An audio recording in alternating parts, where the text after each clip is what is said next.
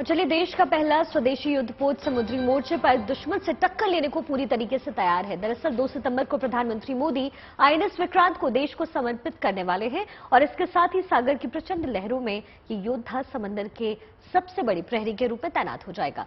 कैसा है देश का ये पहला मेड इन इंडिया वॉरशिप और क्यों इसे समंदर में हिंदुस्तान की सबसे बड़ी ताकत माना जा रहा है और क्यों इसके आने भर की आहट से दुश्मन देशों में खलबली सी मच गई है, देखिए हमारे इस खास रिपोर्ट में।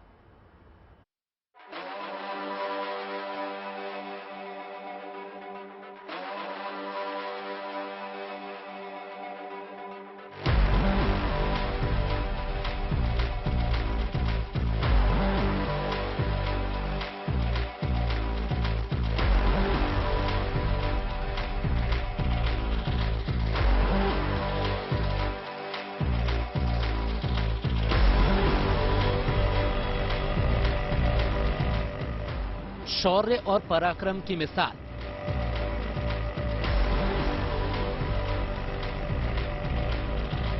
जंग के मैदान का गेम चेंजर। हिंदुस्तान की समुद्री सीमा का सबसे बड़ा प्रहरी।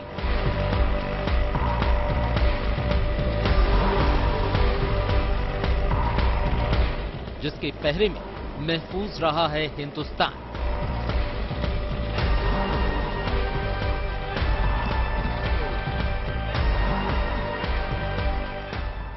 छत्तीस सालों तक दुश्मनों के लिए खौफ का दूसरा नाम रहा आईएनएस विक्रांत।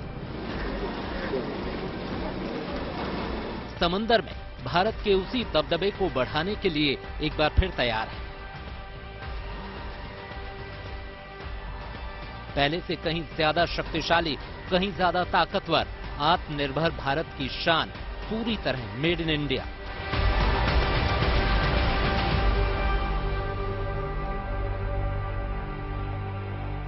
दो सितंबर को प्रधानमंत्री नरेंद्र मोदी देश के इस पहले स्वदेशी विमानवाहक युद्धपोत आईएनएस विक्रांत को नौसेना में कमीशन करेंगे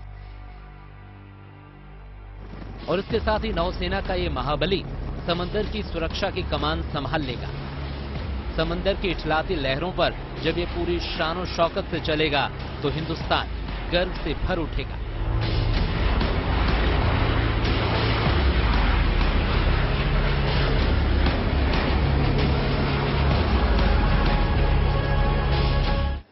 आजादी के 75 साल पूरा होने के मौके पर हम आपको एक गुड न्यूज दिखाने जा रहे हैं। भारतीय नौसेना की मारक क्षमता को एक नई ऊंचाई मिल रही है जब देश का पहला स्वदेशी विमानवाहक युद्धपोत भारतीय नौसेना का हिस्सा बनने जा रहा है। इस वक्त हम आईएनएस विक्रांत के डेक पर मौजूद हैं और ये अपने आप में एक चलता फिरता शहर है। 262 मीटर लंबा और 62 मीटर चौड़ा ये विमानवाहक युद्धपोत है। इस पर ये 2 फुटबॉल ग्राउंड के बराबर इसका डेक है और इस पर एक वक्त में 1700 से ज्यादा नौसैनिक और अधिकारी रह सकते हैं। विश्व की 5वीं बड़ी नौसेना भारतीय नौसेना की ताकत विक्रांत के आने से कई गुना बढ़ जाएगी। विक्रांत की ताकत को जानने के बाद आपको अंदाजा हो जाएगा कि आखिर क्यों इसे हिंद महासागर के लिए गेम चेंजर माना जा रहा है। इस युद्धपोत पर एक साथ 1700 नौसैनिक तैनात किए जा सकते हैं। फाइटर प्लेन की उड़ान के लिए 37,500 टन का रैंप है। विक्रांत पर एक साथ 30 फाइटर एयरक्राफ्ट तैनात किए जा सकते हैं। इसमें से 20 लड़ाकू विमान और 10 हेलीकॉप्टर होंगे। फ्रांस के रफाल और अमेरिका के F-18 हॉर्नेट लड़ाकू विमान को तैनात किया जाएगा। इस पर MiG-29 और दूसरे हल्के लड़ाकू विमान भी तैनात किए जा सकेंगे। रोमियो हेलीकॉप्टर की तैनाती भी विक्रांत पर की जा सकती है। 10 कामोव वेस्टलैंड सी किंग हेलीकॉप्टर भी तैनात किए जा सकते हैं।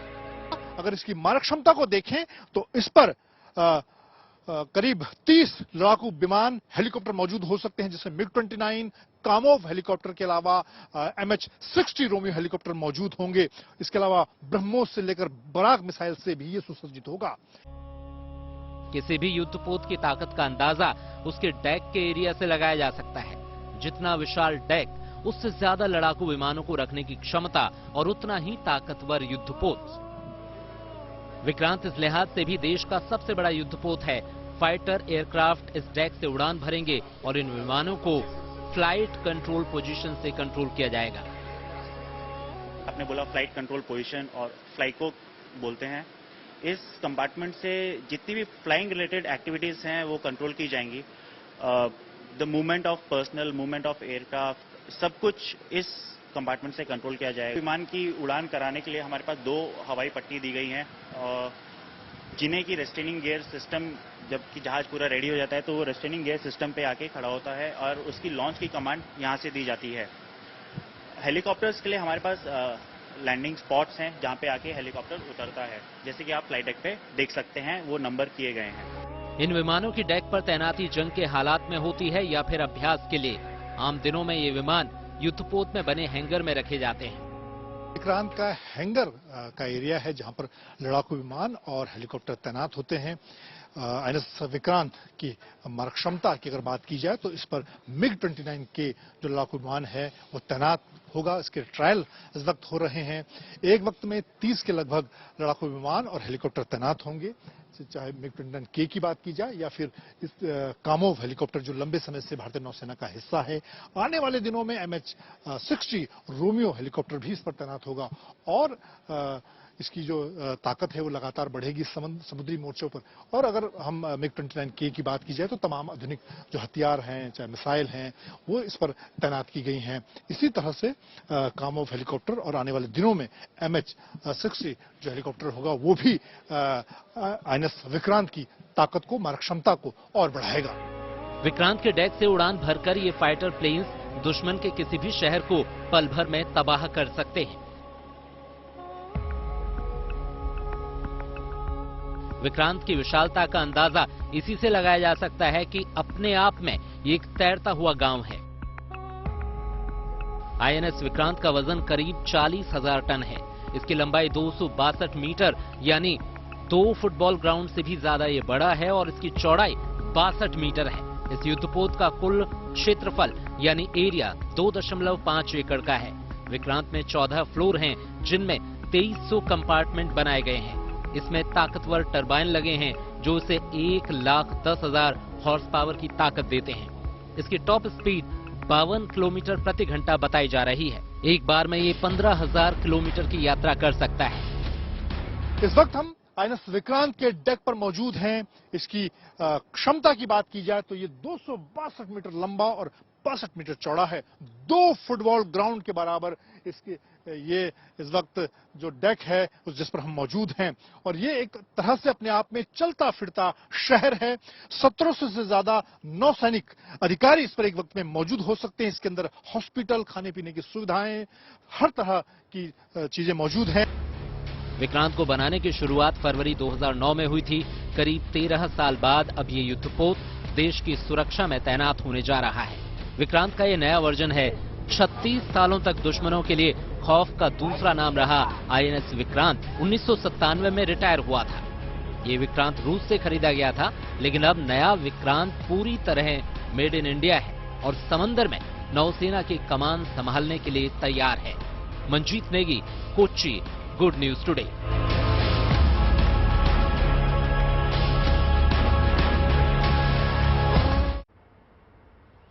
तो देखिए, समंदर में उतरने जा रहा है भारत का सिकंदर, जिसकी तैयारी पूरी कर ली गई है और भारतीय नौसेना में देखिए शामिल होने जा रहे पहले स्वदेशी विमान वाहक पोत आईएनएस विक्रांत की ताकत आपने देख ली। अब आपको दिखाते हैं कि ये ताकतवर युद्धपोत किस तरह की अत्याधुनिक सुविधाओं के साथ लैस है। इसमें आधुनिक चिकित्सा वाला एक छोटा सा अस्पताल भी होगा, तो 5,000 लोगों के लिए स्वादिष्ट और फटाफट खाना बनाने वाला ऑटोमेटिक किचन भी इसके साथ ही मौजूद भी है। तो चलिए आपको बताते हैं कि इसकी और क्या क्या खासियत होने वाली है, लेकिन अपने आप में आधुनिक सुविधाओं के साथ लैस है और भारतीय समंदर की सुरक्षा करने के लिए भी ये अपने आप में बहुत खास। शगुफ्ता, इसमें अच्छी और खास बात यह है कि महिलाओं के लिए कुछ केबिन्स भी बनाए गए हैं। अमूमन जो महिलाएं होती हैं और अगर वो किसी भी इस तरह के चीजों का हिस्सा होती हैं या फिर जहाज का हिस्सा होती हैं तो उन्हें बहुत ज्यादा परेशानी होती है। अब ऐसे में ये जो खास सुविधाएं हैं ये कहीं ना कहीं महिलाओं के लिए बहुत अच्छी साबित होने वाली। जी चलिए, इसी के साथ ये रिपोर्ट जरूर देखिए।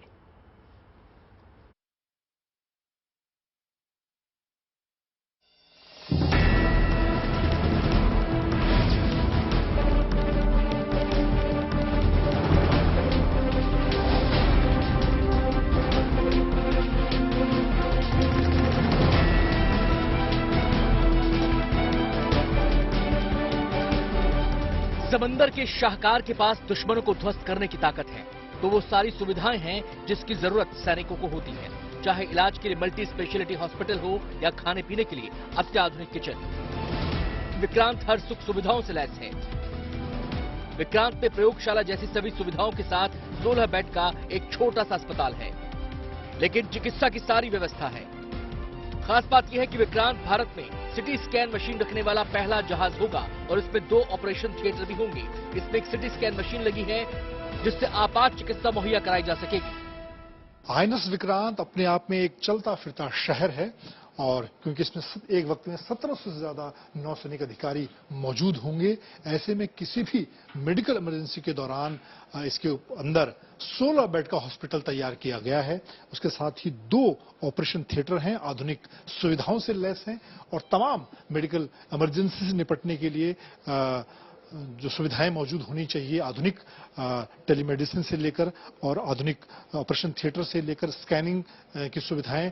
हमारे साथ सर्जन कमांडर योगेश सर हैं। आपसे जानना चाहूंगा किस तरह की अगर मेडिकल इमरजेंसी होती है तो तमाम तरह की जो आधुनिक सुविधाएं मौजूद हैं यहाँ पर। जी हाँ, यहाँ पर हमारे यहाँ पर एक 16 बेड का अपने आप में परिपूर्ण ऐसा है एक स्पेशलिटी हॉस्पिटल है जिसमें 16 अलग अलग वार्डों में विभाजित बेड्स है, फिर 2 operation state of the art modular operation theatres है, रेडियोलॉजी विभाग है जिसमें सीटी स्कैन मशीन है जो भारत में पहली बार किसी भी जहाज में सीटी स्कैन मशीन इंस्टॉल किया गया है। इसके अलावा एक्सरे मशीन है, यूएसजी मशीन्स है, फुल फ्लेज लेबोरेटरी है, फिजियोथेरेपी है। हमारे यहाँ पे 2 चेयर का डेंटल सेंटर है जो कि अपनी नौसी की दांतों की निगरानी के लिए मौजूद रहेगा। चलिए अब आपको दिखाते हैं विक्रांत का ऑटोमेटिक गैली यानी अत्याधुनिक किचन, जहां दिन भर में 5000 लोगों का खाना बन सकता है। इस किचन में कम वक्त में ज्यादा खाना बनाने की सुविधा है। इसके लिए अत्याधुनिक ऑटोमेटिक मशीन लगाई गई है जिससे पलक झपकते ही खाना तैयार हो जाता है, और वो भी सेहत और स्वाद से भरपूर। South Indian, north Indian, Gujarati हर क्षेत्र के खाने की खुशबू और लोगों की पसंद और स्वाद का ख्याल रखा जाता है। सर, हमारे पास अत्याधुनिक स्वदेशी उपकरण हैं जो हम कम समय में बहुत ज्यादा काम कर सकते हैं, ज्यादा आदमियों का खाना बना सकते हैं।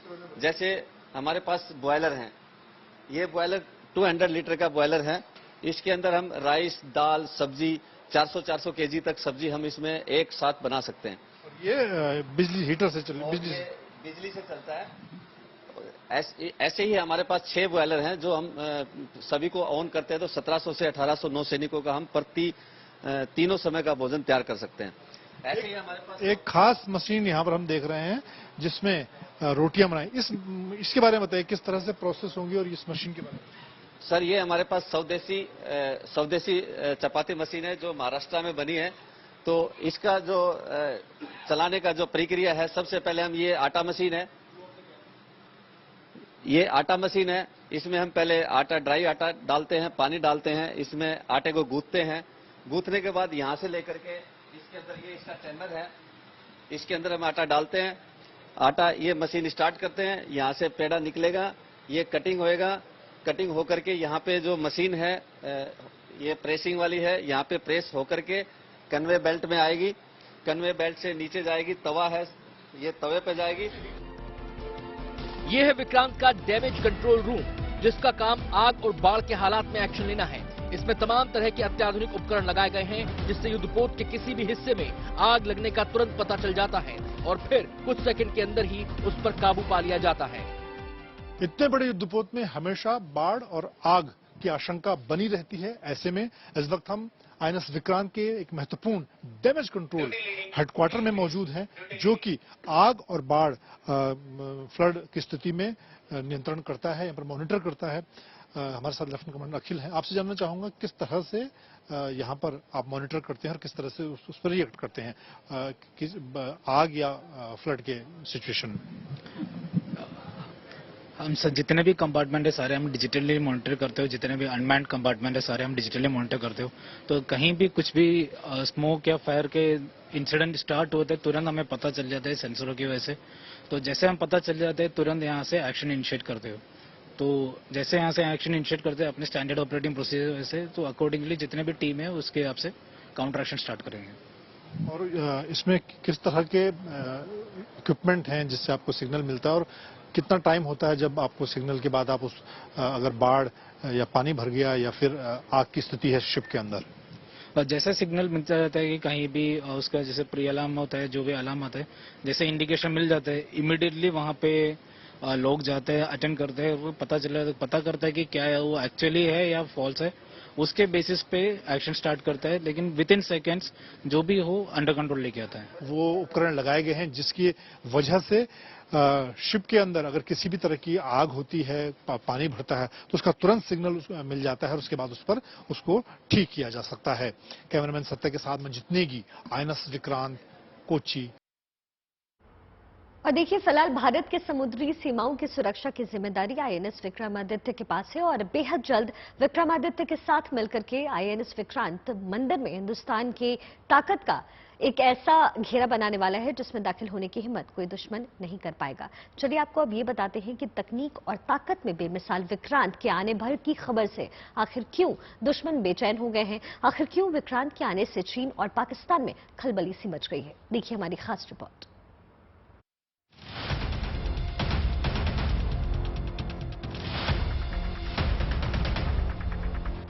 लहरों पर सवार समंदर का महायोद्धा, आधुनिक तकनीक की मिसाल, ताकत में बेमिसाल। INS विक्रांत जब समंदर की लहरों पर रफ्तार भरता है तो देश के दुश्मनों की नींद उड़ जाती है। ये एयरक्राफ्ट कैरियर समंदर में हिंदुस्तान की ताकत का प्रमाण है। ये समुद्री सीमाओं का वो प्रहरी है जिसकी दहाड़ से दुश्मन के हौसले पस्त हो जाते हैं। INS विक्रांत के सेना में शामिल होने के बाद नौसेना के पास 2 एयरक्राफ्ट कैरियर हो जाएंगे, यानी समंदर में हिंदुस्तान की ताकत दोगुनी बढ़ जाएगी। INS विक्रमादित्य पहले से ही सरहदों की सुरक्षा में जुटा है और अब उसे विक्रांत का साथ मिलने जा रहा है। इन दोनों की जोड़ी भारत की समुद्री सुरक्षा को अभेद्य बना देगी। विक्रांत के सेना में शामिल होने के बाद भारत उन चुनिंदा देशों की फहरिस्त में शामिल हो जाएगा जिनके पास खुद अपना एयरक्राफ्ट बनाने की क्षमता है।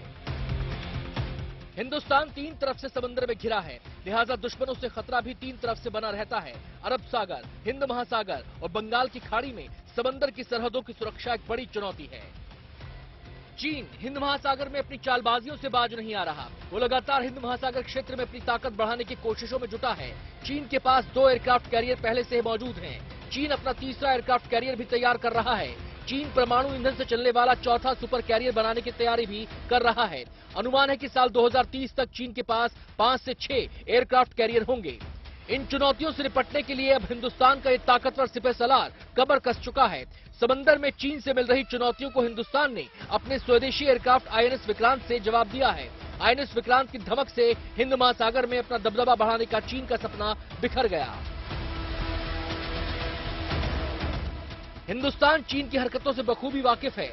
यही वजह है कि INS विक्रांत पर काम कई साल पहले शुरू कर दिया गया था। साल 1999 में INS विक्रांत की डिजाइनिंग का काम शुरू हो गया था। डिजाइनिंग का काम पूरा होने के बाद फरवरी 2009 में विक्रांत का निर्माण शुरू हुआ। अगस्त 2013 में विक्रांत को पहली बार हार्बर ट्रायल के लिए पानी में उतारा गया। विक्रांत के हार्बर और बेसिन ट्रायल पूरे कर लिए गए। अगस्त 2021 से विक्रांत का समुद्री ट्रायल शुरू हो गया। अब 2 सितंबर को समंदर का यह महाबली भारतीय नौसेना में शामिल हो जाएगा। बरसों का सफर तय करके INS विक्रांत ने समंदर में ताकत का वो मुकाम हासिल कर लिया है जिसका मुकाबला करने की हिम्मत चीन के पास नहीं। किसी भी टकराव के हालात में एयरक्राफ्ट कैरियर का रोल बेहद अहम हो जाता है। ये एयरक्राफ्ट कैरियर चलते फिरते एयरबेस की तरह होते हैं। इनकी मौजूदगी ही सेना की ताकत को कई गुना बढ़ा देती है। ये एयरक्राफ्ट कैरियर सिर्फ अपने बेस के पास ही नहीं रहते, इन्हें किसी भी लोकेशन पर ले जाया जा सकता है। यही इनकी वो काबिलियत है जो हिंदुस्तान के दुश्मनों को बेचैन कर देती है। कोई भी युद्ध सिर्फ ताकत से नहीं बल्कि रणनीति से जीता जाता है और विक्रांत जैसा एयरक्राफ्ट कैरियर किसी भी युद्ध का रुख बदलने की ताकत रखता है। ये जाबाज योद्धा अपने सीने में फाइटर जेट और हेलीकॉप्टरों का एक बेड़ा छिपाए समंदर पर रफ्तार भरता है। अगर किसी दुश्मन ने हिंदुस्तान की तरफ आंख उठाने की गलती की तो ये एयरक्राफ्ट कैरियर एक्शन में आ जाता है। दुश्मनों को मुंहतोड़ जवाब देने के लिए एक के बाद एक कई फाइटर जेट्स कुछ ही मिनटों में इस एयरक्राफ्ट कैरियर से उड़ान भर सकते हैं। जब तक दुश्मन को इस हमले का अंदेशा होगा उससे पहले ही ये एयरक्राफ्ट कैरियर दुश्मन के ठिकानों और उसके हौसलों को निस्तनाबूद कर देगा। INS विक्रांत सिर्फ देश की ताकत ही नहीं बल्कि समंदर में हिंदुस्तान के गौरव और स्वाभिमान का प्रमाण है। मंजीत नेगी के साथ bureau report, good news today. अब देखिए, दुश्मनों को नेस्ता नाबूद करने के लिए आईएनएस विक्रांत पूरी तरह से तैयार है। तैयारियां कड़ी कर ली गई हैं और देश ने जब अपना स्वदेशी विमान वाहक पोत बनाने का फैसला किया था तो नाम विक्रांत ही रखना तय किया। इस नाम के पीछे है 50 साल पुरानी वो विजय गाथा जिसकी वजह से आज भी भारत की सशस्त्र सेनाओं में आईएनएस विक्रांत का नाम बेहद सम्मान के साथ लिया जाता है। 1971 की जंग में आईएनएस विक्रांत की सहायता से भारतीय सेना के पाकिस्तान के कई पोर्ट्स को तबाह कर उसकी हार की पटकथा लिखती थी और अब नया विक्रांत अपने गौरवशाली इतिहास के साथ वर्तमान में देश की समुद्री सुरक्षा की कमान संभालने के लिए भी पूरी तरह से तैयार है।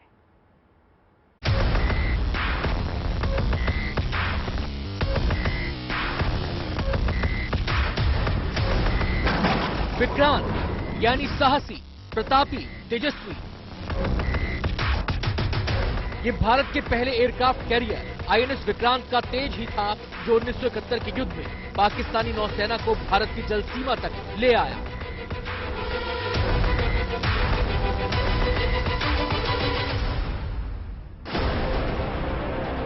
(1971) के युद्ध में भी आईएनएस विक्रांत ने अहम भूमिका निभाई थी। पाकिस्तान ने भारत के इस नायाब एयरक्राफ्ट कैरियर को डुबोने के लिए अपनी सबसे घातक पनडुब्बी गाजी को भेजा था, लेकिन पाकिस्तान की मंशा का पता चलते ही भारत ने आईएनएस विक्रांत का रास्ता बदल दिया। पाकिस्तान की पनडुब्बी गाजी का मुकाबला करने के लिए भारत ने आईएनएस राजपूत को भेज दिया। पाकिस्तान भारत की इस रणनीति को समझ नहीं पाया। आखिरकार आईएनएस राजपूत ने पाकिस्तान की पनडुब्बी गाजी को हमेशा के लिए समंदर में दफन कर दिया। उसका मेन रोल जैसे है या मेन इंपॉर्टेंस वो दिखाई दिया 1971 वॉर में, जब वो बे ऑफ बंगाल में डिप्लॉयड हुआ था। तो ईस्टर्न फ्लीट के अन्य जहाजों के साथ विक्रांत जो है टोटली ईस्ट पाकिस्तान को एक तरह से डोमिनेट किया। उनके शोर इंस्टॉलेशंस, उनके सी पोर्ट्स को तहस नहस कर दिया एरियल बम्बार्डमेंट से। उनके गन शिप्स और दूसरे मर्चेंट शिप्स जो उनको सप्लाई कर रहे थे उनको सिंक किया या उनको डैमेज किया। तो टोटली ईस्ट पाकिस्तान को स्ट्रैंगुलेट किया। 1971 के युद्ध में मिली जीत की खुशी में नौसेना हर साल 4 दिसंबर को नौसेना दिवस मनाती है। 71 के युद्ध में महत्वपूर्ण योगदान के लिए विक्रांत के अधिकारियों को 2 महावीर चक्र, 12 वीर चक्र से नवाजा गया था। करीब 36 साल तक सेवा देने के बाद 1997 में आईएनएस विक्रांत ने संन्यास ले लिया।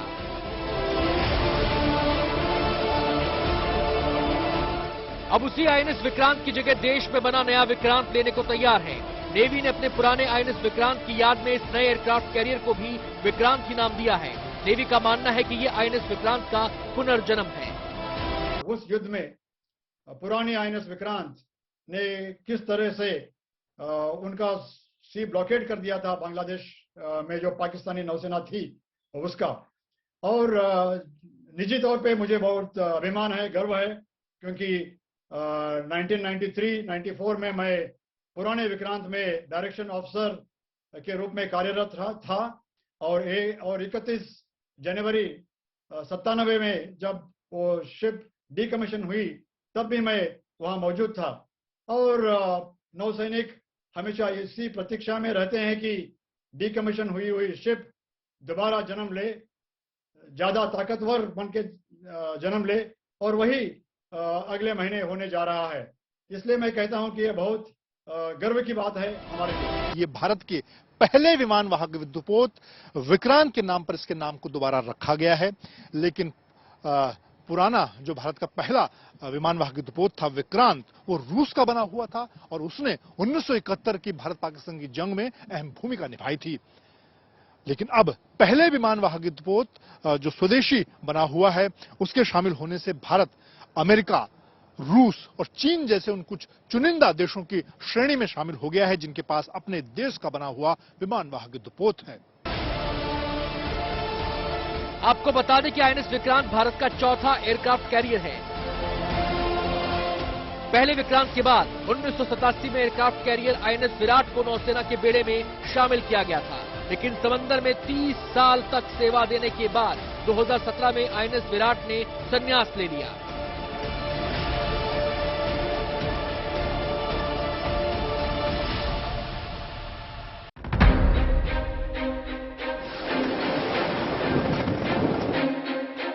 आईएनएस विराट की विदाई से पहले भारतीय जल सीमा की रक्षा की जिम्मेदारी आईएनएस विक्रमादित्य ने संभाल ली थी।